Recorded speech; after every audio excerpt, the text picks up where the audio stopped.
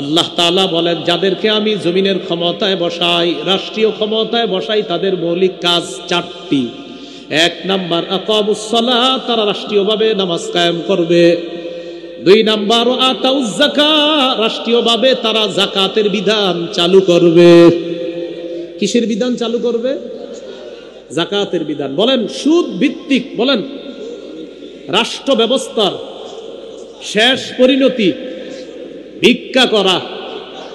যাকাত ভিত্তিক রাষ্ট্র ব্যবস্থার শুভ পরিণতি ধনী হওয়া। প্রমাণ আফগানিস্তান। কারা বলেন? সবাই বলেন কারা? আফগানিস্তান আল্লাহকে অভিভাবক মানছে, তাই আল্লাহ তাদেরকে সফলতা দান করছে। আমরা বারবার এক তাগুত ছেড়ে আরেক তাগুত ধরি, তাই আমাদের ভাগ্যের পরিবর্তন হচ্ছে না।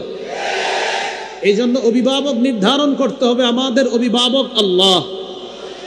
বারবার এক তাগুত ছেড়ে আরেক তাগুত ধরা মানে বৃষ্টি থেকে বাঁচার জন্য ঝর্ণার নিচে এসে দাঁড়ানোর মতো বোকার পরিচয় দেওয়া। এই জন্য অভিভাবক ঠিক করতে হবে। 3 পারা 2 নম্বর পৃষ্ঠা সূরা বাকারা 257 নম্বর আয়াতে আল্লাহ বলেন, আল্লাহু ওয়ালিয়ুল্লাযীনা আমানু, যারা ঈমানদার তাদের অভিভাবক আল্লাহ। ঈমানদারদের অভিভাবক কে?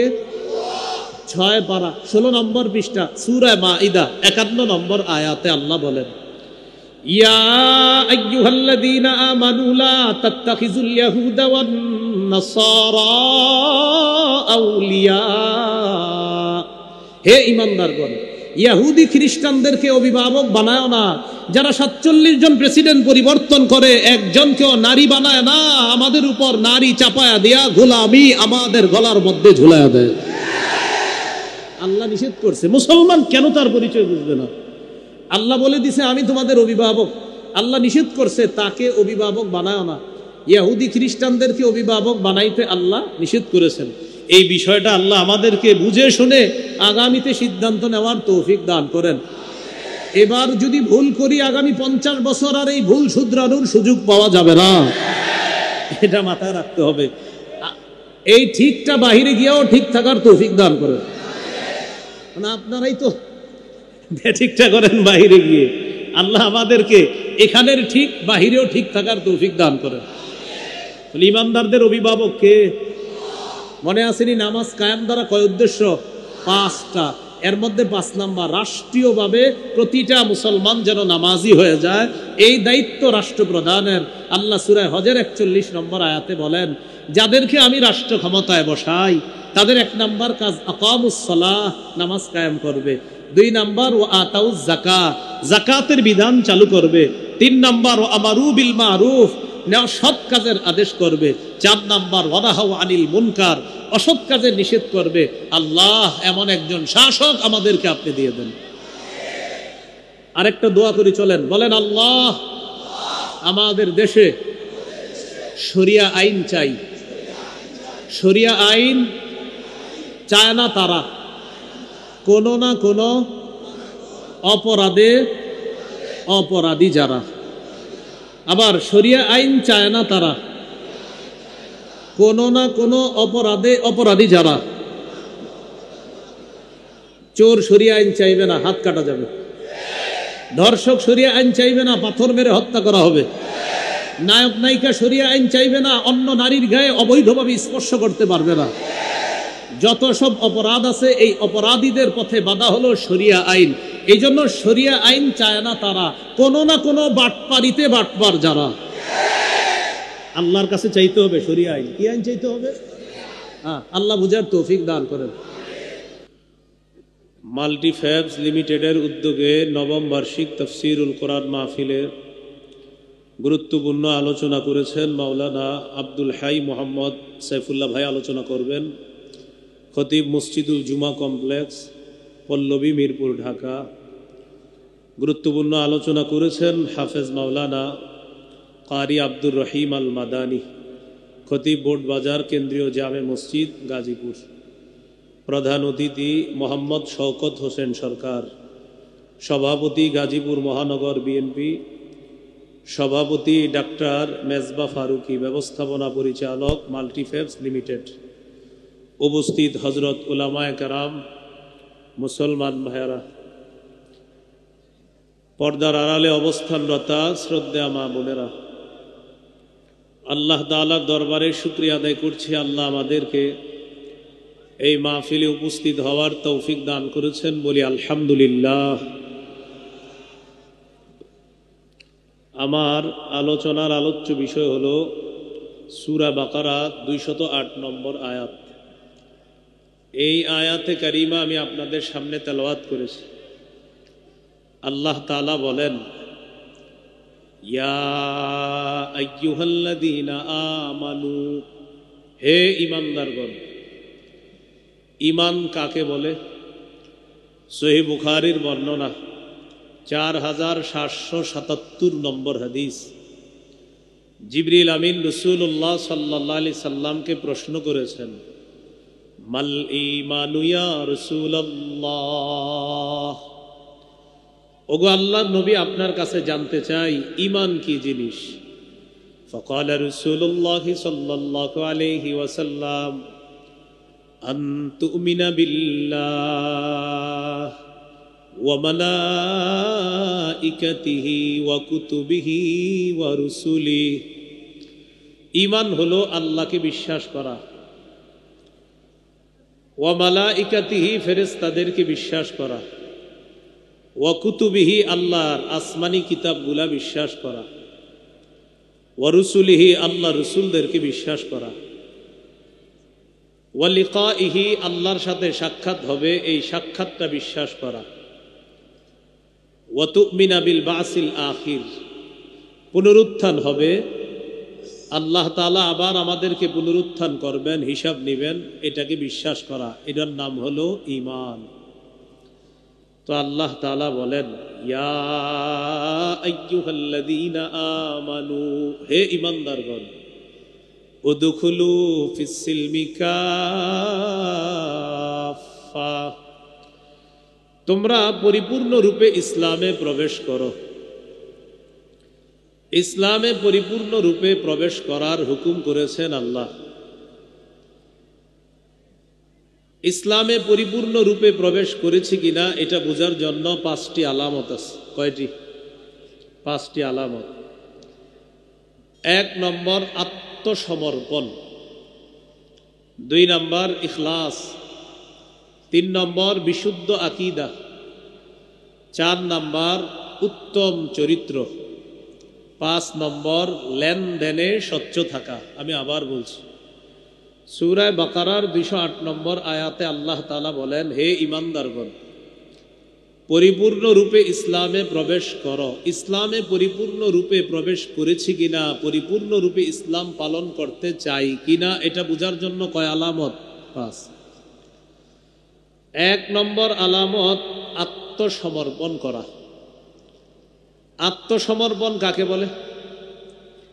আত্মসমর্পণের আরবি হলো ইসলাম, বাংলা হলো আত্মসমর্পণ করা।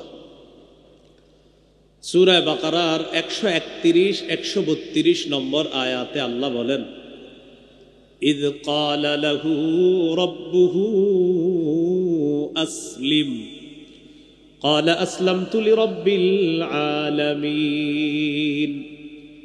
ওই সময়কে স্মরণ করুন যখন ইব্রাহিম আলাইহিস সালাতু ওয়াস সালামকে তার রব বললেন আত্মসমর্পণ করেন।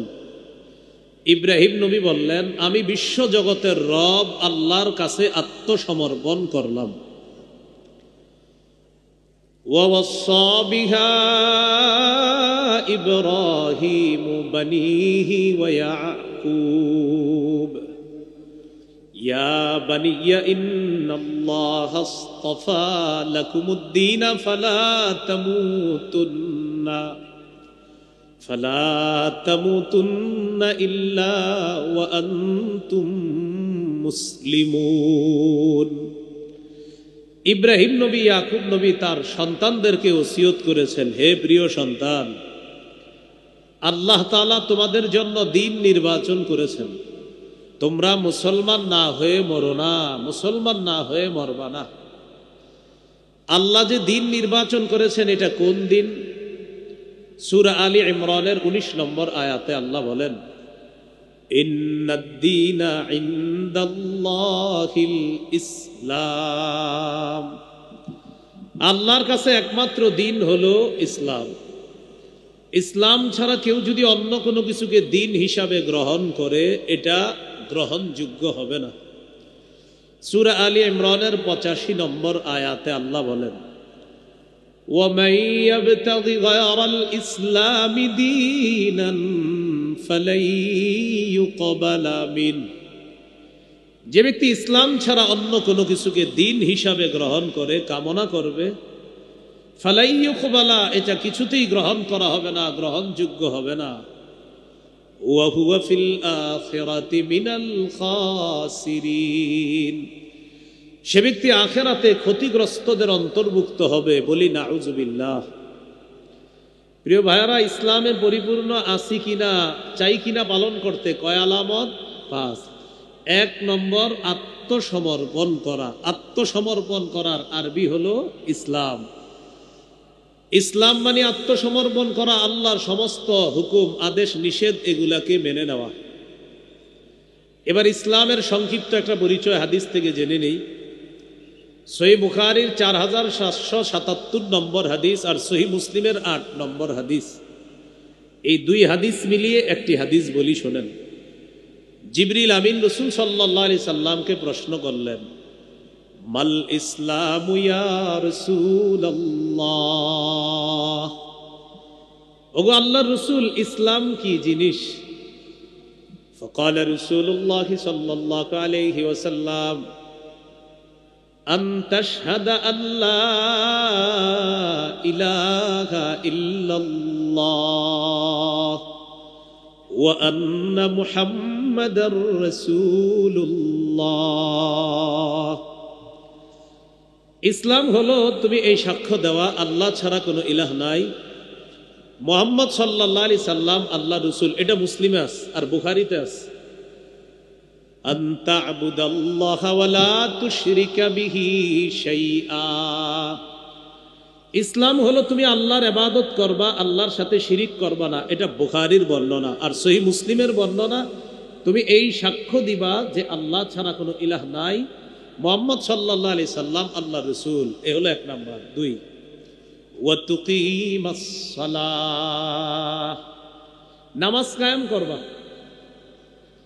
নামাজ কায়েম করা কি জিনিস? এটা নারী পুরুষ সবাইকে কায়েম করতে হবে। নামাজ কায়েম করা বা প্রতিষ্ঠিত করা দ্বারা মৌলিক 5টি উদ্দেশ্য। প্রিয় ভাইয়ারা, নামাজ কায়েম দ্বারা মৌলিক কয় উদ্দেশ্য? 5। দেখি আপনাদের মনে আছে কিনা, ইসলামে পরিপূর্ণ আছি কিনা, কয় আলামত? 5। 1 নাম্বার আত্মসমর্পণ করা। আত্মসমর্পণ কাকে বলে? 1 নাম্বার আল্লাহ ছাড়া কোনো ইলাহ নাই এই কথা মেনে নেওয়া।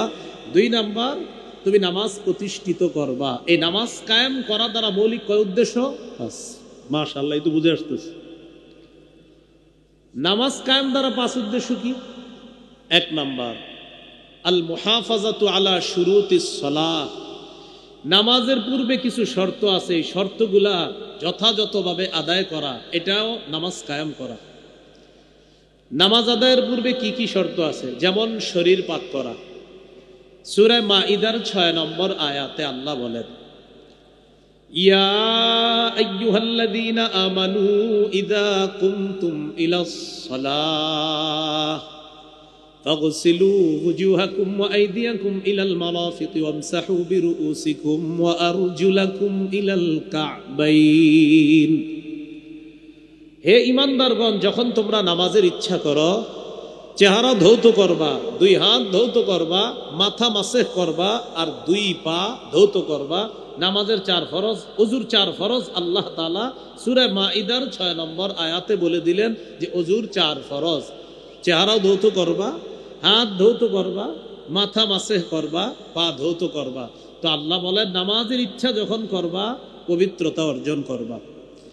এখান থেকে বুঝলাম ওযু না থাকলে ওযু করা। সহিহ বুখারীর বর্ণনা 6954 নম্বর হাদিস। عن أبي هريرة رضي الله تعالى عنه قال قال رسول الله صلى الله عليه وسلم لا يقبل الله صلاة أحدكم إذا أحدث حتى يتوضأ রাসূলুল্লাহ সাল্লাল্লাহু আলাইহি সাল্লাম বলেন, তোমাদের যাদের ওযু নাই, ওযু না করা পর্যন্ত, পবিত্রতা অর্জন না করা পর্যন্ত তোমাদের সালাত আল্লাহ তাআলা কবুল করবেন না। এ হলো ওযু না থাকলে ওযু করা নামাজের পূর্ববর্তী শর্ত। গোসল ফরজ হলে গোসল করা।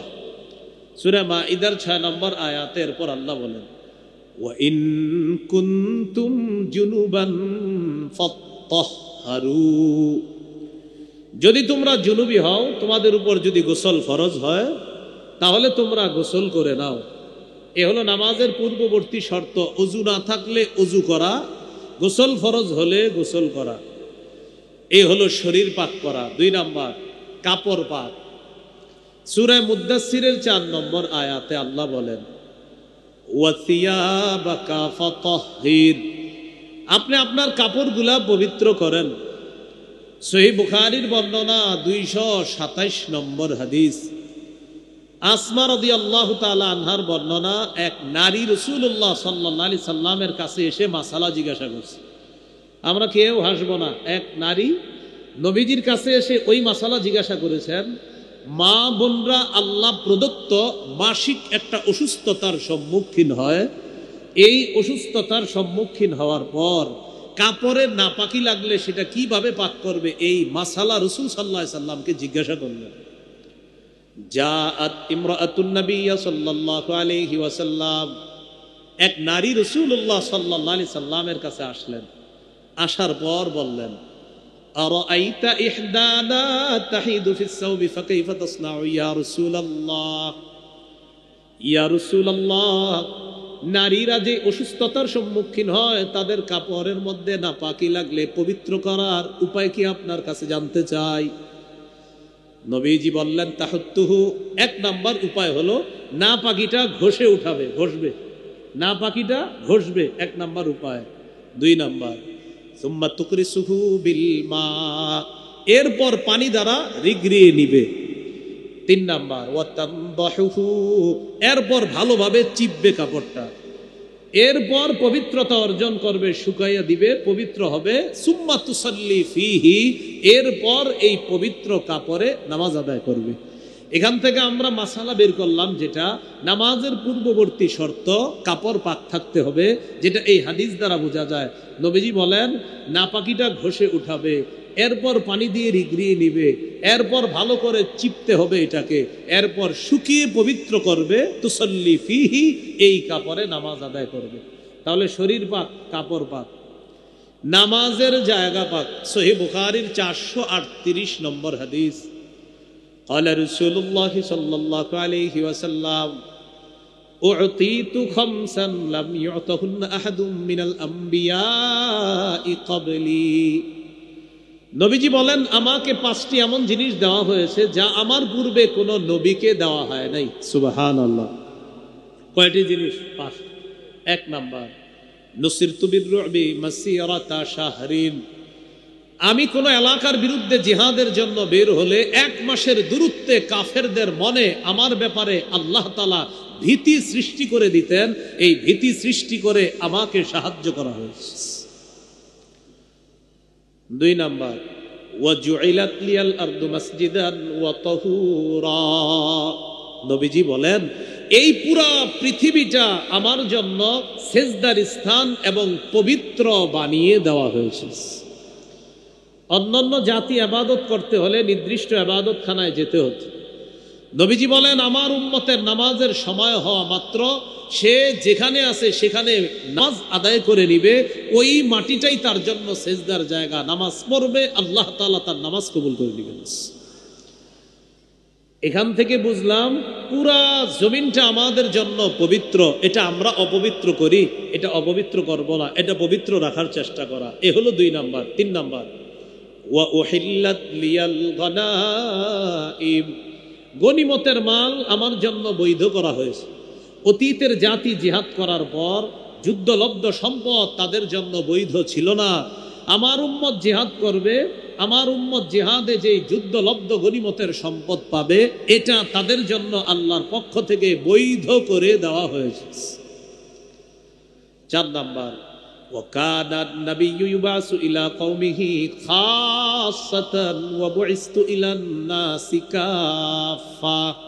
নবীজি বলেন, অতীতের সব নবীকে বিশেষ জাতির কাছে পাঠানো হয়েছে, আমাকে সারা পৃথিবীর সবার কাছে নবী হিসাবে পাঠানো হয়েছে। 5 নাম্বার, وَأُعْطِيتُ الشَّفَاعَةَ।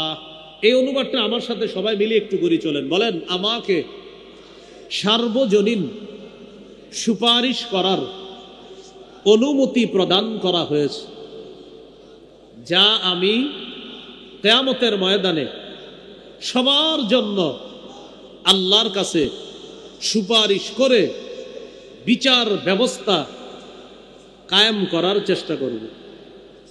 বিচার ব্যবস্থাটা শুরু হবে না, আমাদের নবী সার্বজনীন একটা সুপারিশ করবে, আল্লাহ বিচারটা শুরু করেন, তখন আল্লাহ তাআলা নবীর সুপারিশে বিচার শুরু করবে।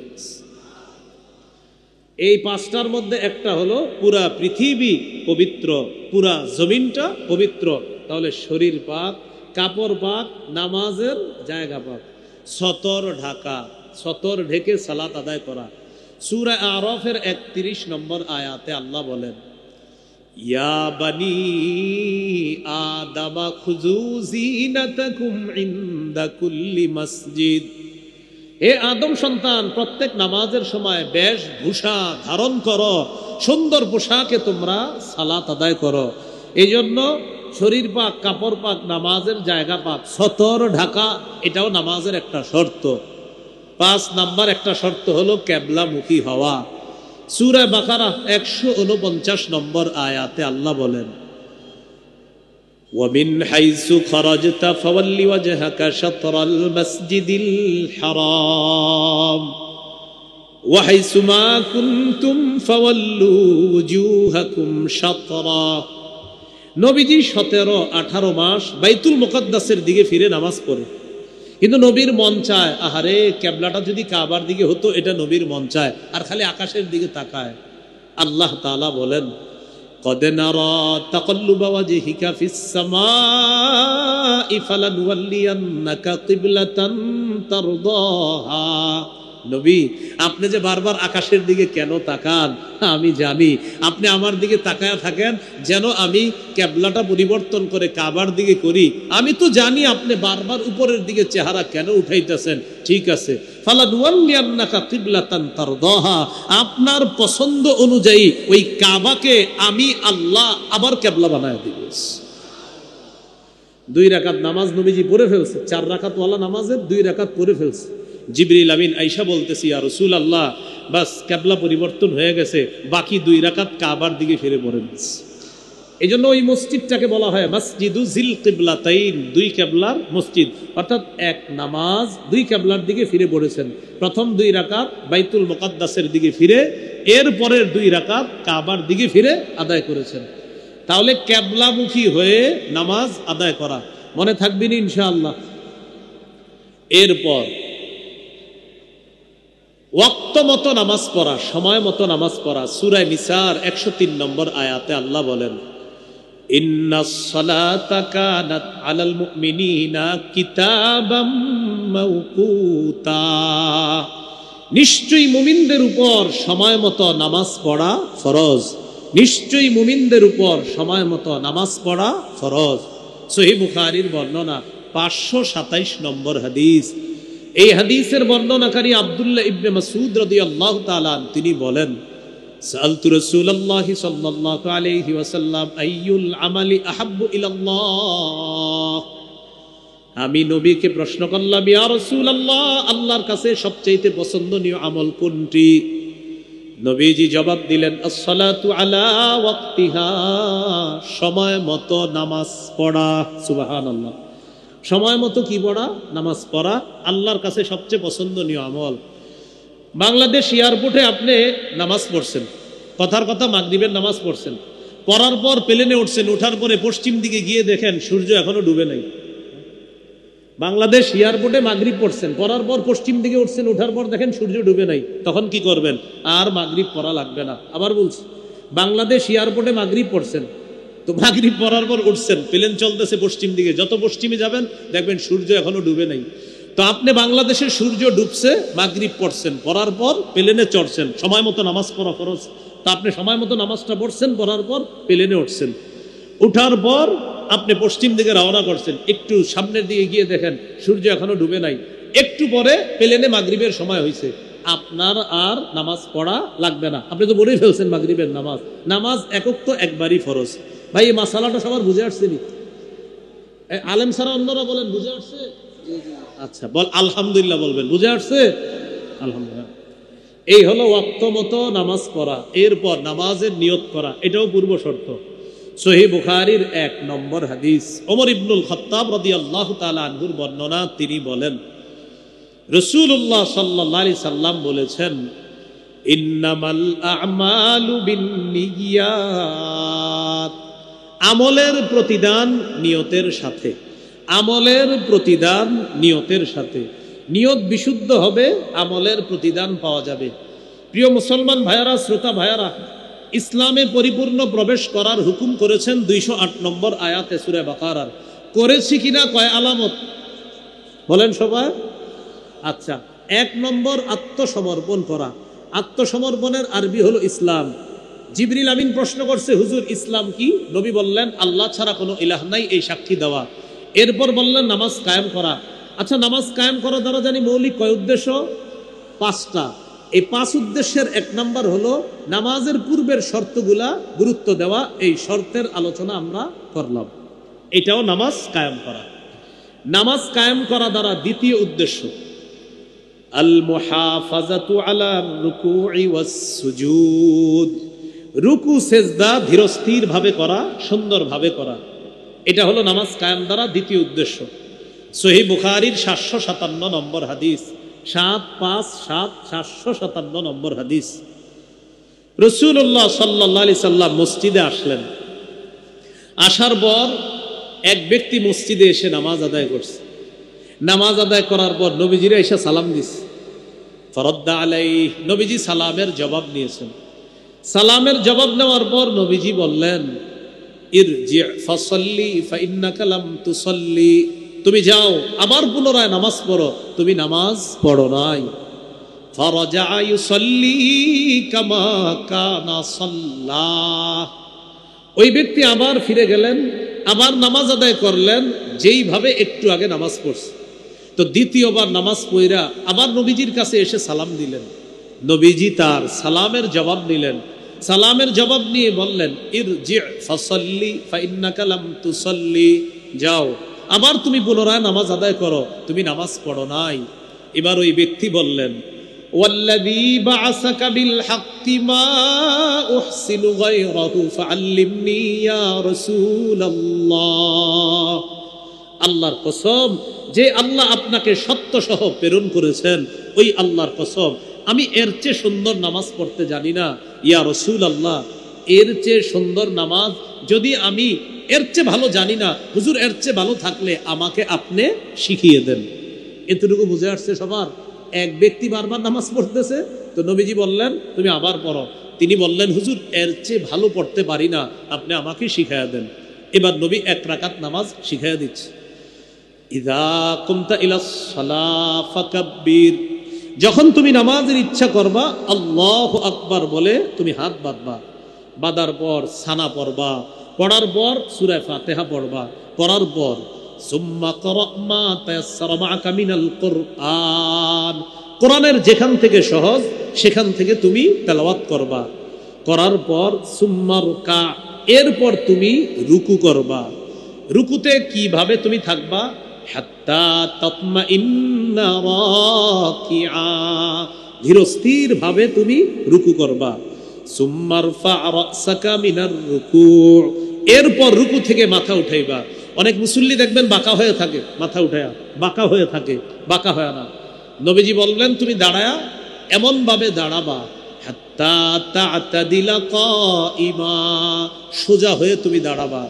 দাঁড়ানোর পর এরপর সুম্মাসজুদ তুমি সিজদা করবা। হাত্তা তাতমাইন্না সাজিদা, ধীরস্থির ভাবে সিজদা করবা।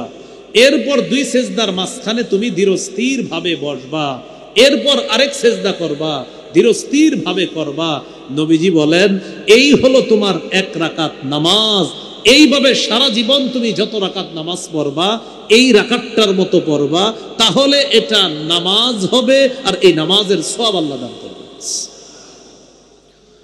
তাহলে নামাজ কায়েম করা দ্বারা 2 নম্বর উদ্দেশ্য কি ভাই? রুকু সেজদা ধীরস্থির ভাবে করা। বলেন ইনশাআল্লাহ। একটি হাদিস শোনায় আপনাদেরকে, যেটা আমলের প্রতি আগ্রহী করে তুলবে আমাদেরকে। সহিহুল জামে হাদিসের কিতাব 1671 নম্বর হাদিস। এই হাদিসের মধ্যে আসছে, আন আব্দুল্লাহ ইবনে উমর রাদিয়াল্লাহু তাআলা আনহুমা রাআ ইবনে উমর ফাতান ইউসাল্লি।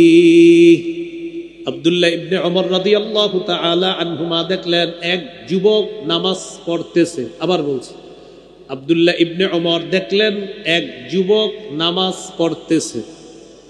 তো তার নামাজ দেখা আব্দুল্লাহ ইবনে উমর রাদিয়াল্লাহু তাআলা আনহুমা দেখেন লম্বা সময় নামাজে দাঁড়িয়ে থাকে, কিন্তু রুকু সেজদাটা লম্বা সময় করে না। রুকু সেজদা দাঁড়ানোর চাইতে একটু তাড়াতাড়ি রুকু করে, একটু তাড়াতাড়ি সেজদা করে। তো আব্দুল্লাহ ইবনে উমর রাদিয়াল্লাহু তাআলা আনহুমা বললেন, আইয়ুকুম ইয়ারিফুহু, তোমাদের মধ্যে কেউ আছো এই যুবককে চিনে? এক ব্যক্তি জবাব দিয়ে বললেন, আমির ও আব্দুল্লাহ ইবনে উমর আরিফুহু, আমি তাকে চিনি। আব্দুল্লাহ ইবনে উমর বললেন, লাউ আরাফতুহু লা আমারতুহু আইয়ুকসিরার রুকুআ ওয়াস সুজুদা, আমি যদি তাকে চিনতাম তাকে আমি আদেশ করতাম রুকু সেজদা যেন একটু লম্বা করে করে। সে যেইভাবে লম্বা সময় নামাজে দাঁড়িয়ে থাকে, আমি তাকে চিনলে আমি তাকে বলতাম রুকু সেজদাটাও যেন সে একটু লম্বা করে করে। কেন? فإني سمعت رسول الله صلى الله عليه وسلم يقول, আমি নবীজিকে বলতে শুনেছি, ইন্নাল আবদা ইযা কামা ইলাস সালাহ উতিয়া বিযুনুবিহি কুল্লিহা ফাউদিআত আলা আতিকাইহ। বলেন, কোন ব্যক্তি যখন নামাজে দাঁড়ায় তার সবগুলা গুনাহ তার এই 2 কাঁধে রেখে দেওয়া হয়। কোন ব্যক্তি কোন নারী মধ্যে স্তূপ আকারে রাখা হয়। কুল্লামা রাকাআ আও সাজাদা তাসাকাতাত আন, বান্দা যখনই রুকু করে, যখনই সিজদা করে, গুনাহের স্তূপ থেকে তার গুনাহগুলা ঝরে পড়া শুরু হয়ে যায়। তাহলে রুকু সিজদা একটু ধীরস্থির ভাবে করার চেষ্টা করব। বলেন ইনশাআল্লাহ। মনে আসেনি ইসলামে আসি কিনা কয় আলামত? 5। 1 নম্বর আত্মসমর্পণ করা, এটার আরবি হলো ইসলাম। ইসলাম কাকে বলে? 1 নম্বর আল্লাহ ছাড়া কোনো ইলাহ নাই। 2 নম্বর নামাজ কায়েম করা। নামাজ কায়েম দ্বারা কয় উদ্দেশ্য? 5 উদ্দেশ্য। 1 নম্বর পূর্বের শর্তগুলা গুরুত্ব সহকারে আদায় করা। 2 নম্বর রুকু সেজদা ঠিক মতো আদায় করা, এটাও নামাজ কায়েম করা। 3 নম্বর আল মুহাফাজাতু আলাল খুশুই ওয়াল খুজু, খুশু খুজুর সাথে নামাজ পড়া। জন্মের পর থেকে খুশু খুজু শুনছি, কিন্তু খুশু খুজু কাকে বলে? ওলামা হযরত ছাড়া মাঠ থেকে কেউ আছেন বলতে পারবেন খুশু খুজু কাকে বলে? কাকে? একাগ্র চিত্তে নামাজ পড়া নাকি? মাশাআল্লাহ। বলেন একাগ্র চিত্তে কি পড়া? সবাই বলেন একাগ্র চিত্তে কি পড়া? তো যদি এটার মানেই খুশু খুজু হয়, তাহলে শব্দ 2টা কেন? একাগ্র চিত্তে নামাজ পড়া। আমি যখন প্রশ্ন করব তখনই বুঝবেন যে না, মনে হয় কিছু বলবে অন্য কিছু। বলেন সবাই আমার সাথে বলেন, সহজে শিখে ফেলি। বলেন খুশু এর সম্পর্ক, বলেন কলবের সাথে।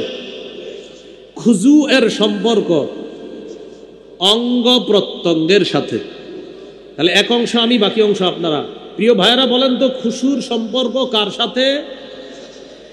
খুজুর সম্পর্ক কার সাথে?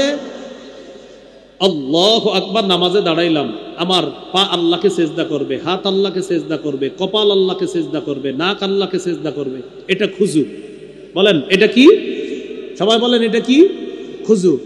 এখন আপনি নামাজে দাঁড়াইলেন, আমার পা আল্লাহকে সেজদা করবে, আমার হাত আল্লাহর জন্য নামাজ পড়তেছে, আমার কান আল্লাহকে সেজদা করবে, কিন্তু কলবে আছে আমার 4টা দোকান, 3টা দোকানের হিসাব মিলাইতে পারলাম, চতুর্থ দোকানদার কি অবস্থা, এটা কলবে, তাহলে খুশু হলো না, খুজু হলো, খুশু হলো না। খুজু দেখা যায়, আল্লাহু আকবার, খুজু দেখা যায়, মানুষ দেখবে আপনি মাশাআল্লাহ লোকটা খুব সুন্দর নামাজ পড়ে, কিন্তু কলবের মধ্যে আছে দোকানে হিসাব চালাইতেছেন, খুশু হলো না। খুশু আল্লাহ দেখে, এই জন্য খুশুর সম্পর্ক কলবের সাথে, খুজুর সম্পর্ক অঙ্গ প্রত্যঙ্গের সাথে। এবার সুন্দরভাবে মুখস্থ রাখি, বলেন কলব এবং অঙ্গ প্রত্যঙ্গ আল্লাহমুখী করে ইবাদত করলে সেই ইবাদতকে খুশু খুজুওয়ালা ইবাদত বলে। তাহলে পরীক্ষা হয়ে যাক, অঙ্গ প্রত্যঙ্গ আল্লাহমুখী হয়ে ইবাদত করে এটাকে কি বলে? খুজু। না না, অঙ্গ প্রত্যঙ্গ আল্লাহমুখী হয়ে ইবাদত করে কি বলে? খুজু। কলব আল্লাহমুখী হয়ে ইবাদত করে কি বলে? খুশু। মাশাআল্লাহ, এই তো খুশু খুজু। আজকে থেকে আমরা সালাত আদায় করব, খুশুও লাগবে খুজুও লাগবে ইনশাআল্লাহ। তবে যাদের খুশু আছে, অন্তরে যাদের খুশু থাকবে, তাদের জন্য নামাজ সহজ। সুবহানাল্লাহ। সূরা বাকারার ৪৫ নম্বর আয়াতে আল্লাহ বলেন, ওয়াস্তাঈনু বিস-সাবরি ওয়াস-সালাহ ওয়া ইন্নাহা লাকাবীরাতুন ইল্লা আলাল খাশিঈন। আল্লাহ তাআলা বলেন, তোমরা ধৈর্য সহকারে নামাজের সাথে এবং ধৈর্যের মাধ্যমে, তোমরা নামাজের মাধ্যমে এবং ধৈর্যের মাধ্যমে আল্লাহর কাছে সাহায্য প্রার্থনা করো। মনে রাখবা, নামাজ কঠিন, তবে যারা খুশুওয়ালা মুমিন, যাদের কলব আল্লাহর জন্য ইবাদত করে, এই খুশুওয়ালা ইমানদারদের পক্ষে নামাজ একদম সহজ। সুবহানাল্লাহ। তাহলে যারা কলব দিয়ে ইবাদত করবে, আমার অঙ্গ প্রত্যঙ্গ আল্লাহর জন্য ইবাদত করে, আমার কলবও আল্লাহর জন্য ইবাদত করে, এই ব্যক্তির জন্য নামাজ আল্লাহ সহজ করে দেয়। তাহলে বলেন তো, আল্লাহু আকবার, আমি কলব দিয়ে আল্লাহর ইবাদত করি, কলব দিয়ে কি বলে এটাকে? খুশু। মাশাআল্লাহ। আমি অঙ্গ প্রত্যঙ্গ দিয়ে আল্লাহর ইবাদত করি, কি বলে? খুশু। তাহলে কলব অঙ্গ প্রত্যঙ্গ সব আল্লাহমুখী রাখতে হবে, এটার নাম হবে খুশু খুজুর নামাজ। আল্লাহ কথাগুলো মনে রাখার তৌফিক দান করেন। এই গেল নামাজ কায়েম করা দ্বারা তৃতীয় উদ্দেশ্য, খুশু খুজুর সাথে নামাজ পড়া। ৪, পরিবারকে নামাজের হুকুম করা, এটাও নামাজ কায়েম করা। পরিবারকে নামাজের হুকুম করা, এটাও নামাজ কায়েম করা। সূরা তাহা ১৩২ নম্বর আয়াত, ১৬ পারা, শেষ পৃষ্ঠা, হাফিজি কোরআন মাজিদ অনুযায়ী আল্লাহ বলেন, ওয়া'মুর আহলাকা বিস-সালাত। নবী, আপনি আপনার পরিবারকে নামাজের আদেশ করেন। পরিবারকে নামাজের কথা বলা, এর মানেও নামাজ কায়েম করা। নামাজ কায়েম দ্বারা ৫ নাম্বার উদ্দেশ্য, রাষ্ট্রের প্রতিটা মুসলমান যেন নামাজি হয়ে যায়, এই চেষ্টা করা, এটাও নামাজ কায়েম করা। রাষ্ট্রের প্রতিটি মুসলমান নামাজি হয়ে যেন যায়, এই দায়িত্ব ১ নাম্বার রাষ্ট্রপ্রধানের। বলেন ১ নাম্বার কার? বলেন পুরুষ রাষ্ট্রপ্রধানের। বলেন ১ নাম্বার দায়িত্ব কার? সবাই বলেন কার? বলেন যেই রাষ্ট্রপ্রধানের মধ্যে ৪টি মৌলিক গুণ থাকবে, এমন একজন শাসক আল্লাহর কাছে আমরা চাই। সূরা হজের ৪১ নম্বর আয়াতে আল্লাহ বলেন, আল্লাযীনা ইম্মাক্কান্নাহুম ফিল আরদি আকামুস সালাহ ওয়া আতাউয যাকাতা ওয়া আমারু বিল মা'রুফি ওয়া নাহাউ আনিল মুনকার। আল্লাহ তাআলা বলেন, যাদেরকে আমি জমিনের ক্ষমতায় বসাই, রাষ্ট্রীয় ক্ষমতায় বসাই, তাদের মৌলিক কাজ ৪টি। ১ নাম্বার আকামুস সালাহ, তারা রাষ্ট্রীয়ভাবে নামাজ কায়েম করবে। ২ নাম্বার আতাউয যাকাত, রাষ্ট্রীয়ভাবে তারা যাকাতের বিধান চালু করবে। কিসের বিধান চালু করবে? যাকাতের বিধান। বলেন সুদ ভিত্তিক, বলেন রাষ্ট্র ব্যবস্থার শেষ পরিণতি ভিক্ষা করা। যাকাত ভিত্তিক রাষ্ট্র ব্যবস্থার শুভ পরিণতি ধনী হওয়া। প্রমাণ আফগানিস্তান। কারা? বলেন, সবাই বলেন কারা? আফগানিস্তান আল্লাহকে অভিভাবক মানছে, তাই আল্লাহ তাদেরকে সফলতা দান করছে। আমরা বারবার এক তাগুত ছেড়ে আরেক তাগুত ধরি, তাই আমাদের ভাগ্যের পরিবর্তন হচ্ছে না। এই জন্য অভিভাবক নির্ধারণ করতে হবে, আমাদের অভিভাবক আল্লাহ। বারবার এক তাগুত ছেড়ে আরেক তাগুত ধরা, মানে বৃষ্টি থেকে বাঁচার জন্য ঝর্ণার নিচে এসে দাঁড়ানোর মতো বোকার পরিচয় দেওয়া। এই জন্য অভিভাবক ঠিক করতে হবে। 3 পারা 2 নম্বর পৃষ্ঠা সূরা বাকারা 257 নম্বর আয়াতে আল্লাহ বলেন, আল্লাহু ওয়ালিয়ুল্লাযীনা আমানু, যারা ঈমানদার তাদের অভিভাবক আল্লাহ। ঈমানদারদের অভিভাবক কে? 6 পারা 16 নম্বর পৃষ্ঠা সূরা মাঈদা 51 নম্বর আয়াতে আল্লাহ বলেন, ইয়া আইয়ুহাল্লাযীনা আমানু লা তাত্তাখিযুল ইয়াহুদা ওয়ান নাসারা আউলিয়া। হে ঈমানদারগণ, ইহুদি খ্রিস্টানদেরকে অভিভাবক বানায় না। যারা 47 জন প্রেসিডেন্ট পরিবর্তন করে, একজনকেও নারী বানায় না। আমাদের উপর নারী চাপায়া দেয়া গোলামি আমাদের গলার মধ্যে ঝুলায়া দেয়। আল্লাহ নিষেধ করছে। মুসলমান কেন তার পরিচয় বুঝবে না? আল্লাহ বলে দিছে আমি তোমাদের অভিভাবক। আল্লাহ নিষেধ করছে তাকে অভিভাবক বানায় না। ইহুদি খ্রিস্টানদেরকে অভিভাবক বানাইতে আল্লাহ নিষেধ করেছেন। এই বিষয়টা আল্লাহ আমাদেরকে বুঝে শুনে আগামীতে সিদ্ধান্ত নেওয়ার তৌফিক দান করেন। এবার যদি ভুল করি, আগামী 50 বছর আর এই ভুল শুধরানোর সুযোগ পাওয়া যাবে না। এটা মাথায় রাখতে হবে। এই ঠিকটা বাহিরে গিয়েও ঠিক থাকার তৌফিক দান করেন। মানে আপনারাই তো ঠিকটা করেন বাহিরে গিয়ে। আল্লাহ আমাদেরকে এখানের ঠিক বাহিরেও ঠিক থাকার তৌফিক দান করেন। ঈমানদারদের অভিভাবক কে? মনে আসেনি? নামাজ কায়েম দ্বারা কয় উদ্দেশ্য? 5টা। এর মধ্যে 5 নাম্বার, রাষ্ট্রীয়ভাবে প্রতিটা মুসলমান যেন নামাজি হয়ে যায়, এই দায়িত্ব রাষ্ট্রপ্রধানের। আল্লাহ সূরা হজের 41 নম্বর আয়াতে বলেন, যাদেরকে আমি রাষ্ট্র ক্ষমতায় বসাই তাদের 1 নাম্বার কাজ আকামুস সালাহ, নামাজ কায়েম করবে। 2 নাম্বার ও আতাউজ যাকাত, যাকাতের বিধান চালু করবে। 3 নাম্বার ও আমারু বিল মারুফ, সৎ কাজের আদেশ করবে। 4 নাম্বার ওয়ানাহাউ আনিল মুনকার, অসৎ কাজের নিষেধ করবে। আল্লাহ এমন একজন শাসক আমাদেরকে আপনি দিয়ে দেন।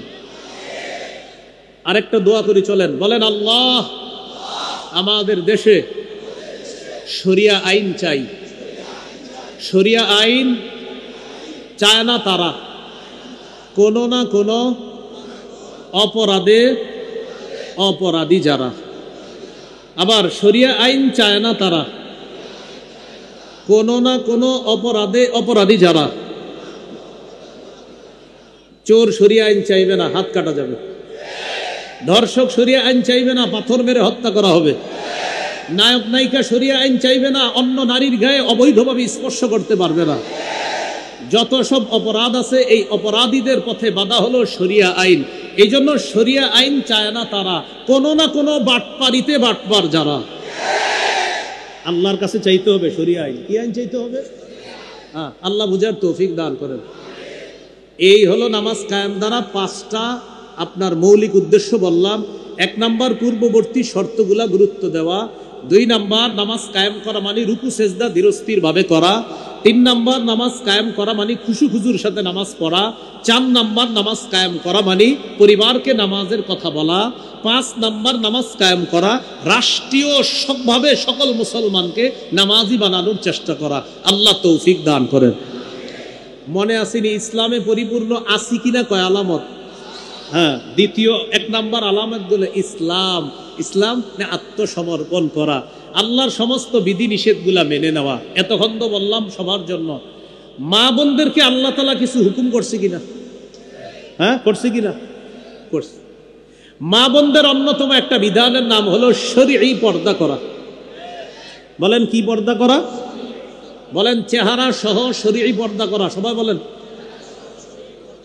সূরা আহজাবের 59 নম্বর আয়াতে আল্লাহ বলেন, ইয়া আইয়ুহান নাবিয়্যু কুল লিআজওয়াজিকা ওয়া বানাতিকা ওয়া নিসাইল মুমিনিনা ইউদনিনা আলাইহিন্না মিন জালাবিবিহিন্না যালিকা আদনা আইয়ুরফনা ফালা ইউযাইন ওয়া কানা আল্লাহু গফুরার রহিমা। আল্লাহ বলেন, হে নবী আপনি বলেন আপনার স্ত্রীদেরকে, আপনার কন্যাদেরকে, মুমিনদের নারীদেরকে আপনি বলেন তারা যেন তাদের চাদরের কিয়দাংশ দিয়ে তারা নিজেদেরকে আবৃত করে, তারা যেন চাদরের কিয়দাংশ নিজেদের উপর তারা এইভাবে ছেড়ে রাখে, তারা নিজেদের উপর যেন চাদরের কিয়দাংশটা এইভাবে ছেড়ে দেয়। এখন আমার কথা আপনারা বলতে পারেন, হুজুর এইভাবে যে ছেড়ে দেয় আপনি এটা কই পেয়েছেন? হইতে পারে বিষয়টা যে এইভাবে ছেড়ে দিবে। রইসুল মুফাসসিরিন, মুফাসসিরদের সম্রাট আব্দুল্লাহ ইবনে আব্বাস রাদিয়াল্লাহু তাআলা আনহুমা এই আয়াতের ব্যাখ্যা করেছেন যে এই আয়াত দ্বারা উদ্দেশ্য হলো, কোন নারী যখন ঘর থেকে বাহিরে যাবে তখন তিনি তার মাথার উপর থেকে আলাদা একটা কাপড় তার চেহারার উপর ফেলে দিয়ে চেহারা সহ পর্দা করে সে বাহিরে যাবে। আল্লাহ এই আয়াত দ্বারা এটা বুঝিয়েছে। মনে রাখবেন, নারীরা চেহারা ঢাকতে হবে, এটা সারা দুনিয়ার আলেমদের একটা মীমাংসিত সিদ্ধান্ত। কি সিদ্ধান্ত? এটা মীমাংসিত সিদ্ধান্ত। এই মাসালায় অন্য কিছু করার চেষ্টা করবেন না, এটা মীমাংসিত সিদ্ধান্ত সারা পৃথিবীর ওলামায়ে কেরামের, চেহারা ঢাকতে হবে। সূরা আহজাবের 53 নম্বর আয়াতটা একটু শোনেন, শুনলে বুঝবেন। তাকান আমার দিকে, অনুবাদটা করার পর আমার দিকে তাকাবেন। আল্লাহ বলেন, ওয়াইদা সাআলতুমুহুন্না মাতাআন ফাসআলুহুন্না মিন ওয়ারাই হিজাব। ও সাহাবীরা, নবীর বিবিদের কাছে যখন তোমরা কোনো প্রয়োজনীয় জিনিস চাইবা, পর্দার আড়াল থেকে চাইবা। পর্দার এপাশ থেকে আল্লাহ তাআলা চাইতে বলছে। এখন বলেন, পর্দার ওপাশে আম্মা জানদের শরীরটা আর মুখটা বাহিরে। আল্লাহ বললেন, তোমরা যখন নবীর বিবিদের কাছে কিছু চাইবা, পর্দার আড়াল থেকে চাইবা। এখন আপনাদের কাছে পর্দার আড়াল কোনটাকে বলে? আম্মা জান না পর্দার ওপাশে আর চেহারাটা বাইরে? আল্লাহ তাআলা স্পষ্ট বললেন, কিছু চাইবা তো পর্দার এপাশ থেকে তোমরা চাইবা। কেন চাইবা? যালিকুম আতহারু লিকুলুবিকুম ওয়া কুলুবিহিন্না, এটা তোমাদের এবং তাদের অন্তরের পবিত্রতার কারণ। পর্দা করা তোমাদেরও পবিত্রতা, নারীদেরও পবিত্রতা। সূরা নূরের 31 নম্বর আয়াতে আল্লাহ বলেন, ওয়াকুল্লিল মুমিনাতি ইয়াগদুদনা মিন আবসারিহিন্না ওয়া ইয়াহফাজনা ফুরুজাহুন্না ওয়ালা ইউবদিনা যিনাতাহুন্না ইল্লা মা যাহারা মিনহা। নবী, আপনি মুমিন নারীদেরকে বলেন তারা যেন নজর নিচে রাখে, তারা যেন তাদের নজরকে নিচে রাখে, লজ্জাস্থান হেফাজত করে। আর তারা যেন তাদের সৌন্দর্যতা প্রদর্শন না করে, তাদের আবরণ প্রদর্শন না করে। ইল্লা মা যাহারা মিনহা, তবে এমনি যা প্রকাশ পেয়ে যায় সেটা ভিন্ন কথা। ইচ্ছা করে যেন তাদের সৌন্দর্য প্রদর্শন না করে। এখন বলতে পারেন, হুজুর এমনি প্রকাশ পায় কোনটা? আব্দুল্লাহ ইবনে মাসউদ রাদিয়াল্লাহু তাআলা আনহু ব্যাখ্যা করেছেন, এমনি নারীদের প্রকাশ পায় হলো পর্দার নিচে তারা যে কাপড় পরে সুন্দর, এই কাপড়টাও যেন তারা প্রদর্শন না করে। এটার যদি কিছু অংশ দেখা যায়, আল্লাহ বলেন এটা মাফ। তাদের সৌন্দর্যতা যা দেখা যায় দ্বারা কাপড়, নারীদের ভিতরে শরীরে যে কাপড় থাকবে, এই সৌন্দর্য দ্বারা উদ্দেশ্য। আব্দুল্লাহ ইবনে মাসউদ বলেন, তারা যে পর্দা করবে, বোরকা পরবে, এটার নিচে তারা একটা সুন্দর কাপড় পরতে পারে, এই কাপড়টা যেন দেখাও না যায়। তবে কিছু অংশ যদি দেখা যায়ও, এটা আল্লাহ মাফ করবেন। এই আয়াতে অনেকে বলতে চায় যে কিছু অংশ দ্বারা চেহারা উদ্দেশ্য না। আব্দুল্লাহ ইবনে মাসউদ রাদিয়াল্লাহু তাআলা আনহু বলেন, এখানে যা এমনি প্রকাশ পায় দ্বারা উদ্দেশ্য হলো পর্দা করার পরেও তাদের যে সুন্দর কাপড় আছে, এর কিছু অংশ যদি অনেক সময় বের হয়ে যায়, এটা মাফ করা হবে। এটা আল্লাহ তাআলা এটার কারণে তাদেরকে গুনাহ দিবে না। তাহলে কি শিখলাম? তারা তাদের সৌন্দর্যতা প্রদর্শন করবে না, এমনকি তাদের শরীরে যে সুন্দর পোশাক থাকবে এটাও তারা প্রদর্শন করবে না। তবে যা প্রকাশ পেয়ে যায় অনিচ্ছায়, এটা আল্লাহ মাফ করে দিবেন। আল্লাহ বুঝার তৌফিক দান করেন। সূরা নূরের 31 নম্বর আয়াতের পরের অংশে আল্লাহ বলেন, ওয়ালিয়াদরিবনা বিখুমুরিহিন্না আলা জুয়ুবিহিন্না, নারীরা যেন তাদের ওড়না, তাদের কাপড়ের অতিরিক্ত অংশটা, আলা জিউবিহিন্না, তাদের গ্রীবাদেশে, তাদের শরীরে তারা যেন এই ওড়নাটা রেখে দেয়। এই আয়াতের ব্যাখ্যায় আম্মাজান আয়েশা সিদ্দিকা রাদিয়াল্লাহু তাআলা আনহা বলেন, বুখারীর বর্ণনা, ইয়ারহামুল্লাহু নিসাআল মুহাজিরাতিল উয়াল, প্রথম যুগের হিজরতকারী নারীদের উপর আল্লাহ রহম করেন, আল্লাহ দয়া করেন। এই আয়াত নাজিল হওয়ার পর বাজারে গিয়ে অতিরিক্ত কাপড় কিনতে সময় লাগবে, বাজারেও তারা যায় নাই, নগদ কাপড় ছিঁড়া, এরপর তারা তাদের মুখ ঢাকা শুরু করছে। সুবহানাল্লাহ। আবার বলছি, ওয়ালিয়াদরিবনা বিখুমুরিহিন্না আলা জিউবিহিন্না, এটার অর্থ হলো নারীরা যেন তাদের ওড়না, তাদের কাপড়ের অতিরিক্ত অংশটা তাদের মাথার উপর থেকে চেহারা আর তাদের গ্রীবাদেশ তাদের শরীরের উপর যেন তারা এটা ফেলে দেয়। আম্মাজান আয়েশা সিদ্দিকা রাদিয়াল্লাহু তাআলা আনহা বলেন, এই আয়াত নাজিল হওয়ার পর প্রথম যুগের হিজরতকারিনী নারীরা তো তারা আলাদা পর্দা কিনতে এখন বাজারে যেতে হবে, তো বাজারে যেতে হলেও তো পর্দা করতে হবে। নগদ কাপড় ছিঁড়ার পর এই ছেঁড়া অংশ দ্বারা তারা পর্দা করা শুরু করে এই কোরআনের আয়াতের উপর আমল করা শুরু করে দিচ্ছে। এই জন্য মা বোনরা যারা এখনো চেহারা আমরা ঢাকতে পারি না, আমরা দোয়া করব তারা ইনশাল্লাহ চিরি চেহারাও ঢাকা শুরু করবে। কিন্তু একটা মীমাংসিত মাসালা এটা, সারা পৃথিবীর বড় বড় ওলামায়ে কেরাম যারা মাযহাব মানে এবং যারা লামাযহাবী, যারা মাযহাব মানে না, তার বড় বড় আলেমদেরও ফতুয়া হলো চেহারা পর্দা, এটা পর্দার অন্তর্ভুক্ত, এটা ঢাকতে হবে। আল্লাহ আমাদেরকে বুঝার তৌফিক দান করেন। সহিহ বুখারীর বর্ণনা, আম্মাজান আয়েশা সিদ্দিকা রাদিয়াল্লাহু তাআলা আনহার হার হারায় গেছে। লম্বা আলোচনা, মিথ্যা অপবাদ দেওয়া হয়েছিল আম্মাজানের উপর। এক সাহাবী তার নাম সফওয়ান, সর্বশেষ তিনি রয়ে গেলেন। তিনি হঠাৎ দেখে দূর থেকে একজন নারী, এই জাতীয় কাউকে দেখা যায়। আম্মাজান বলেন, সফওয়ান আমাকে দেখার পর আমার কাছে আসছে, আসার পর দেখে আমি ঘুমায় রইছি। সফওয়ান আমাকে দেখে শুধু এতটুকু বলছে, ইন্না লিল্লাহি ওয়া ইন্না ইলাইহি রাজিউন। সফওয়ান আমাকে দেখে ইন্না লিল্লাহি ওয়া ইন্না ইলাইহি রাজিউন এটা পড়েছে। প্রিয় মুসলমান ভাইয়ারা, আপনাদের মাথায় প্রশ্ন জাগবে এখন, হুজুর তিনি যে আম্মাজান, এটা সফওয়ান রাদিয়াল্লাহু তাআলা আনহু কিভাবে চিনলেন? আম্মাজান তো পর্দা করার কথা, তাহলে আম্মাজানকে দেখে কিভাবে চিনলেন এটা আম্মাজান? আম্মাজান জানতেন এই জাতীয় কিছু প্রশ্ন আপনারা উঠাবেন, তাই ওই হাদিসে আম্মাজান জবাব দিয়ে দিছে, শোনো সফওয়ান যে আমারে দেখা চিনছে আমি আয়েশা, এটা কিভাবে চিনছে জানো? ওয়াকাদ ইয়ারানি ক্বাবলা আইয়ুদরাবাল হিজাব, পর্দার বিধান ফরজ নাজিল হওয়ার আগে সফওয়ান আমাকে দেখেছিল, তাই আমাকে দেখেই চিনতে পারছে আমি আয়েশা। তোমরা মনে কইরো না পর্দার বিধান নাজিলের পর সফওয়ান আমাকে দেখে চিনছে আয়েশা, এমন না। পর্দার বিধান নাজিলের আগে সফওয়ান আমাকে দেখেছিল, তখন থেকে জানে আমি আয়েশা। এখন তো পর্দা ফরজ, এই জন্য এখন সফওয়ান দেখা মাত্রই চিনে ফেলছে এটা আয়েশা। এবার আপনাদের মাথায় আরেকটা প্রশ্ন এসে গেছে, হুজুর তাহলে আম্মাজান কি পর্দা করে নাই হযরত সফওয়ানকে দেখা? জি, আম্মাজান বলেন, খাম্মারতু ওয়াজহি বিল জিলবাব, আমি সফওয়ানকে দেখা মাত্রই আমার চেহারা পর্দা দ্বারা তাড়াতাড়ি ঢেকে ফেললাম। তাহলে বলেন চেহারা সহ পর্দা না চেহারা ছাড়া? চেহারা সহ পর্দা। সূরা আহজাব 59 নম্বর আয়াত, সূরা আহজাব 53 নম্বর আয়াত, সূরা নূরের 31 নম্বর আয়াত। সহিহ বুখারীর বর্ণনা, আম্মাজান আয়েশা সিদ্দিকা রাদিয়াল্লাহু তাআলা আনহাও বললেন, আমি আমার চেহারা কাপড় দ্বারা ঢাকলাম, পর্দা দ্বারা ঢাকলাম। আল্লাহ আমাদের মা বোনদেরকে আল্লাহর এই বিধানটার সামনে পরিপূর্ণরূপে আত্মসমর্পণ করার তৌফিক দান করেন। সূরা নূরের 31 নম্বর আয়াতের আরেকটি অংশ শুনেন, আল্লাহ বলেন, ওয়ালা ইয়াদরিবনা বিআরজুলিহিন্না লিয়ুলামা মা ইউখফিনা মিন যিনাতিহিন্না, নারীরা যেন রাস্তায় হাঁটার সময় সজোরে পা নিক্ষেপ না করে। নারীরা রাস্তায় হাঁটার সময় যেন তাড়াতাড়ি সজোরে পা নিক্ষেপ না করে, তার সৌন্দর্যতা প্রদর্শন করার উদ্দেশ্যে, কোনো পুরুষকে আকৃষ্ট করার জন্য কোনো নারী যেন সজোরে পা নিক্ষেপ না করে। প্রিয় ভাইয়েরা, নারীর হাঁটাটা যদি পর্দা হয়, তাহলে নারীর চেহারা কতটুকু পর্দা হতে পারে সেটা বলেন। আল্লাহ আমাদেরকে বুঝার তৌফিক দান করেন। নবীজি ইন্তেকাল করলেন, নবীর দেহ মুবারক আয়েশা সিদ্দিকা রাদিয়াল্লাহু তাআলা আনহার ঘরে আছে। নবীজির সব স্ত্রীরা তার দেহের পাশে বসা।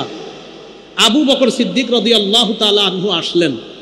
আসার পর ঘরের সামনে দাঁড়িয়ে অনুমতি চাইলেন ঘরে ঢোকার জন্য। বলেন তো আম্মাজান আয়েশা সিদ্দিকা সম্পর্কে আবু বকর সিদ্দিকের কি হয়? কন্যা।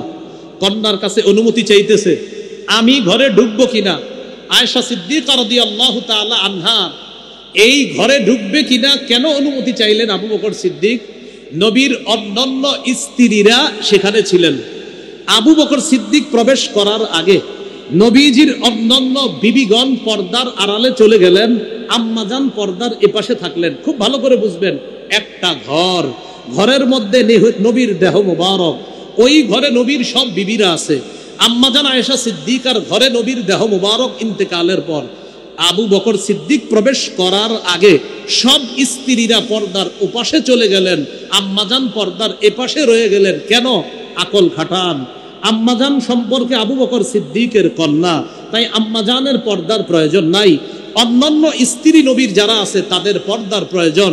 তাই আবু বকর সিদ্দিক রাদিয়াল্লাহু তাআলা আন ঘরে প্রবেশ করার আগে ওই মুহূর্তেও আম্মাজানরা পর্দার উপাসে গিয়ে আবু বকর সিদ্দিকের সাথে পর্দার বিধান রক্ষা করছে। তাহলে এই কথাটার সামনে আত্মসমর্পণ করা, চেহারা ঢাকতে হবে, চেহারা সহ পর্দা। এখনো যদি আপনারা কেউ না ঢেকে থাকেন, আমরা দোয়া করব আপনি তাড়াতাড়ি ইনশাল্লাহ চেহারা ঢাকবেন, ভবিষ্যতে আপনি চেহারাও পর্দার অন্তর্ভুক্ত করে নেবেন। আমরা দোয়া করি আল্লাহ তৌফিক দান করেন। ইসলামে পরিপূর্ণ আছি কিনা কয় আলামত? 1 নাম্বার আত্মসমর্পণ, এই গেল আত্মসমর্পণের কথা। 2 নাম্বার ইখলাস। ইখলাস কাকে বলে? আল্লাহর জন্য কোনো আমল করা, এটাকে বলে ইখলাস। প্রচুর মানুষ আছেন এইখানে, 2টা শব্দ আমার সাথে শিখেন। আপনারা সবাই আরো 10 জনকে এই 2টা শব্দ শিখাবেন। বলেন খাঁটি, বিশুদ্ধ। আল্লাহর জন্য আমল করলে সেই আমলকে খাঁটি আমল বলে। নবীজির তরিকা অনুযায়ী করলে সেই আমলকে বিশুদ্ধ আমল বলে। কোন আমল যদি ইখলাসের সাথে এবং নবীর তরিকা অনুযায়ী হয়, সেই আমলকে খাঁটি এবং বিশুদ্ধ আমল বলে। কোন আমল যদি খাঁটি এবং বিশুদ্ধ হয়, ওই আমলটা সাথে সাথে আল্লাহ কবুল করে নেন। আজকে থেকে যত আমল করবেন চিন্তা করবেন আমার আমল খাঁটি হতে হবে, বিশুদ্ধ হতে হবে, খাঁটি হতে হবে, বিশুদ্ধ হতে হবে, তাহলে আল্লাহ কবুল করবেন। নাসাইর বর্ণনা 3140 নম্বর হাদিস। রাসূলুল্লাহ সাল্লাল্লাহু আলাইহি সাল্লাম বলেন, ইন্নাল্লাহা লা ইয়াকবালু মিনাল আমাল ইল্লা মা কানা লাহু খালিসা। আল্লাহ ততক্ষণ বান্দার কোনো আমল কবুল করেন না যতক্ষণ আমলটা ইখলাসের সাথে না করা হয়, ততক্ষণ আল্লাহ আমল কবুল করেন না। এই হলো ইসলামে প্রবেশ করেছি কিনা 2 নাম্বার আলামত, সব ইখলাসের সাথে করা। 3 নাম্বার আলামত বিশুদ্ধ আকীদা। আকীদায় শিরিক রাখা যাবে না, আকীদায় বেদাত রাখা যাবে না, শিরকি কথা বলা যাবে না, শিরকি কথা শোনা যাবে না, শিরকি গান বলা যাবে না, শিরকি গান শোনা যাবে না, সংসদে দাঁড়ায় বলা যাবে না আমি বুখারী, মুসলিম, আবু দাউদ, নাসাই, তিরমিজি, ইবনে মাজাহ, সিয়াসিত্তা, মেশকাত সব পড়ছি, গান কোথাও হারাম এটা আমি পাই না, এই জাতীয় কথা বইলা মূর্খতার পরিচয় অন্তত পবিত্র সংসদে দেওয়া যাবে না। সবাই বলেন কেন? বলেন আরো জোরে বলেন। সহিহ বুখারীর 5590 নম্বর হাদিসে আছে, রাসূল কেনর জবাব দিচ্ছি। রাসূলুল্লাহ সাল্লাল্লাহু আলাইহি সাল্লাম বলেন, লা ইয়াকুনান্না মিন উম্মতি আকওয়াম ইস্তাহিল্লুনাল হিররা ওয়াল হারিরা ওয়াল খামরা ওয়াল মাআজিফা। নবী বলেন আমার উম্মতের একদল হবে এমন যারা জিনাকে হালাল মনে করবে, রেশমের পোশাককে হালাল মনে করবে, মদকে তারা হালাল মনে করবে। মদ দ্বারা উদ্দেশ্য মাদক দ্রব্য যত আছে, ইয়াবা, বাবা, গাজা, হিরোইন, ফেন্সিডিল, আফিম, কানাডা ড্রাই, মাস্তুদ, শ্যাম্পেন, ডাল ইত্যাদি, ভ্যান গাড়ির চিপা চুপায়, চা দোকানের পিছনে সব এটার অন্তর্ভুক্ত। এই মদ এটা আপনার আমার উম্মত হালাল মনে করবে নবী বলেন। 4 নম্বরে বলছে ওয়াল মাআজিফা, বাদ্যযন্ত্রকে আমার উম্মত হালাল মনে করবে। এখন আমি বুখারীর যে হাদিসটা বললাম, এটা কি সিয়াসিত্তার ভিতরে না বাহিরে? বলে না সিয়াসিত্তার ভিতরে না বাহিরে? তো উনি কিভাবে পাইল না? আসলে পড়ে না, না পইরা চাপাবাজি করে যে সিয়াসিত্তা পড়ছি। এই জাতীয় চাপাবাজি বাংলাদেশের আলেমরা থাকতে অন্তত করেন না। আল্লাহ আমাদেরকে হেফাজত করেন। তাহলে শিরকি গান শুনবো না, শিরকি কথা বলবো না। কিছু গানের মধ্যে আপনি স্পষ্ট শিরিক পাবেন, যেহি মুর্শিদ সেহি খোদা, নাউজুবিল্লাহ পড়েন। এগুলা বইলা টিং টিং টিং করে একটা বাড়ি দিব, বাড়ি দিয়া আপনি দলিল দে। তো এই জাতীয় কথায় কান দেওয়া যাবে না। আল্লাহ আমাদেরকে হেফাজত করেন। তাহলে শিরকি কথা বলবো না, আকীদা রাখবো না, শিরকের মজলিসে যাব না, বেদাত কাজ কর্ম করব না আমরা ইনশাআল্লাহ। সহিহ বুখারীর 2697 নম্বর হাদিস, 2697, রাসূলুল্লাহ সাল্লাল্লাহু আলাইহি সাল্লাম বলেন, মান আহদাসা ফি আমরিনা হাদা মা লাইসা ফিহি ফাহুয়া রাদ্দুন। আমাদের ইসলামী শরীয়তের মধ্যে ইবাদতের নামে সওয়াবের আশায় নতুন কিছু করবে যে এটা প্রত্যাখ্যান করা হবে, এটা বেদাত হবে। আল্লাহ আমাদেরকে শিরিক বেদাত থেকে হেফাজত করেন। তাহলে 3টা আলামত গেল। 1 নাম্বার আত্মসমর্পণ, 2 নাম্বার ইখলাস, 3 নাম্বার বিশুদ্ধ আকীদা, 4 নাম্বার একটু বলেন বলেন উত্তম চরিত্র। আমাদের সামনেও আপনার চরিত্রটা ভালো থাকতে হবে, বিবির সামনেও ভালো থাকতে হবে। কার সামনে? বিবির সামনে। হ্যাঁ, আপনি আমাদের সামনে সুফি আর বিবি আপনাকে দেখতে পারে না, এরকম হলে হবে না।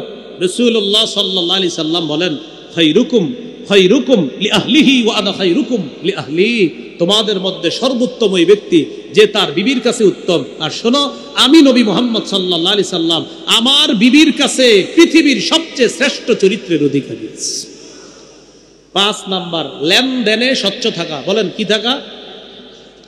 আগামী শুক্রবারে টাকা দেওয়ার কথা, আর কিয়ামতের আগে শুক্রবার আসে না, এরকম করবেন না।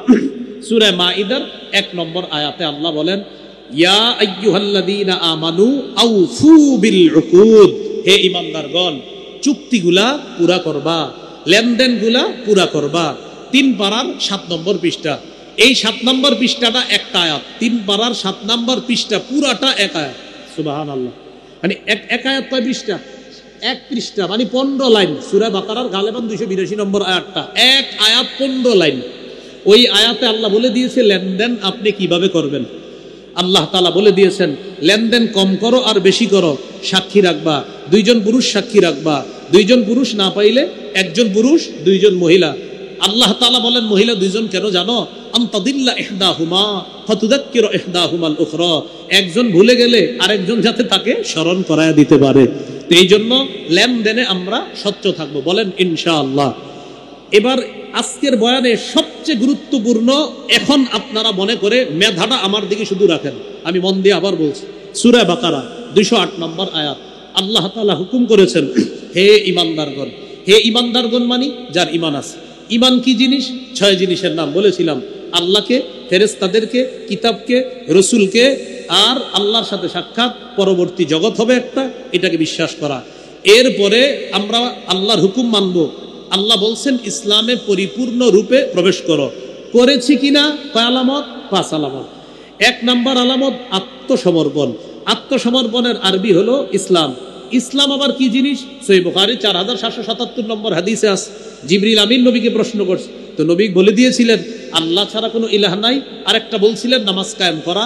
এরপর আরো বলছিলেন নামাজ কায়েম করা, রোজা রাখা, যাকাত আদায় করা, হজ করা। আমরা নামাজ কায়েমের আলোচনাটা শুনেছিলাম। নামাজ কায়েম দ্বারা আবার কয় উদ্দেশ্য? মৌলিক 5টা উদ্দেশ্য। 1 নাম্বার, আপনার নামাজ কায়েম দ্বারা উদ্দেশ্য হলো পূর্ববর্তী শর্তগুলা গুরুত্ব দেওয়া। 2 নাম্বার, রুকু সেজদা ধীরস্থির ভাবে করা। 3 নাম্বার, খুশু খুজুর সাথে নামাজ পড়া। ওলামা হযরত ছাড়া অন্যরা একটু বলেন খুশুর সম্পর্ক, মাশাআল্লাহ, খুজুর সম্পর্ক অঙ্গ প্রত্যঙ্গের সাথে। 3 নাম্বার, 4 নাম্বার পরিবারকে নামাজের কথা বলা। 5 নাম্বার রাষ্ট্রে নামাজ কায়েম করার চেষ্টা করা। সবাই চেষ্টা করব, কিন্তু দায়িত্ব হলো রাষ্ট্রনায়কের। আর যেই রাষ্ট্রনায়কের 4 গুণ হবে এমন একজন রাষ্ট্রনায়ক আমরা আল্লাহর কাছে চাইব। এই হলো আপনার 1 নাম্বার আত্মসমর্পণ। 2 নাম্বার ইখলাস। 3 নাম্বার বিশুদ্ধ আকীদা। 4 নাম্বার উত্তম চরিত্র। 5 নাম্বার লেনদেনে স্বচ্ছ থাকা। এই 5 আলামত আপনার মধ্যে থাকলে বোঝা যাবে যে এই লোকটা পরিপূর্ণভাবে ইসলামে ঢুকতে চেষ্টা করতেছে। আল্লাহ তাআলা আমাদের সকলকে যে কথাগুলো বললাম, শুনলাম, আমরা সবাই যেন আমল করতে পারি। আল্লাহ তৌফিক দান করেন। মাঠে যারা আছেন 2 হাত তোলেন, শুধু মাঠে যারা, আর দাঁড়িয়ে আছেন যারা তারাও 2 হাত তোলেন। সবাই আপনারা না, মঞ্চে না, শুধু মাঠে। প্যান্ডেলের নিচে যারা আছেন 2 হাত এইভাবে টান টান করে তুলেন। আমরা কি কিছু শিখতে পেরেছি? বলেন আলহামদুলিল্লাহ। হাত নামান না, হাত তুলে বলেন আলহামদুলিল্লাহ। তাহলে আমরা 2 গ্রুপ মিলে কিছু শিখতে পারছি, ঠিক না? আমি একজন ছাত্র, আপনারাও ছাত্র, আমরা 2 ছাত্র ভাই মিলে কিছু শিখলাম। তাহলে আমি আপনাদের ছাত্র ভাই হিসাবে একটা আমল দিব, এখন করবেন? প্রথমে দোয়া করি আল্লাহ যারা হাত তুলছে তাদের সাথে আপনি আমাকে জান্নাতে দেখা করায়া দিন। এই শর্তে যে আল্লাহ আমি এখন একটা আমল দিব, এই আমলটা তারা পালন করবে। আমলটা হলো আমি উঠে যাওয়ার পর তারা কেউ উঠবে না, আমার সাথে মুসাফা করার জন্য উঠবে না। এই শর্তে আল্লাহ আপনি একটা দোয়া কবুল করেন, তাদের সাথে আমাকে জান্নাতে দেখা করায় দিন। তাহলে আমি উঠার পরে কিন্তু কেউ আমার সাথে মুসাফা করতে আসবেন না, আর এখান থেকে কেউ উঠবেন না, হাত নামায়েন না। সাইফুল্লাহ ভাই আলোচনা শুরু করবে, এরপর তিনি আলোচনার মোটামুটি একটা অংশে যাবে। এরপর যদি কারো উযু ইস্তেনজার প্রয়োজন হয় চুপে চুপে আসতে উঠবেন, আরেকজনকে বলবেন না এই চল প্রস্রাব করে আসি। হে কি বলছে, হ্যাঁ প্রস্রাব লাগছে, হ্যাঁ আপনি কাউরে বলবেন না, আপনি একা একা আস্তে ধীরে চলে যাবেন, মাহফিলের পরিবেশটা নষ্ট করবেন না। সূরা মুজাদালা 11 নম্বর আয়াত, আল্লাহ বলেন তোমাদেরকে যদি বলা হয় জায়গা করে দাও, তোমরা জায়গা করে দিবা, আল্লাহ তোমাদেরকে জান্নাতে জায়গা করে দিবেন। এই জন্য আপনারা এখন জান্নাতে জায়গার জন্য আস্তে আস্তে চেপে চেপে সবাই বসে যেতে পারেন জান্নাতে জায়গার জন্য। আল্লাহ তাআলা আমাদের সকলকে, আমি যা যা বললাম, বিশেষ করে সর্বশেষ কথাটা, আমি উঠার পর কে উঠবো না, এই কথাটা পালন করে যেন একসাথে জান্নাতে আবার সাক্ষাৎ করতে পারি, আল্লাহ তৌফিক দান করেন। সুবহানাল্লাহি ওয়া বিহামদিহি, সুবহানাকাল্লাহুম্মা ওয়া বিহামদিকা, আশহাদু আল্লা ইলাহা ইল্লা আনতা, আস্তাগফিরুকা ওয়া আতুবু ইলাইক।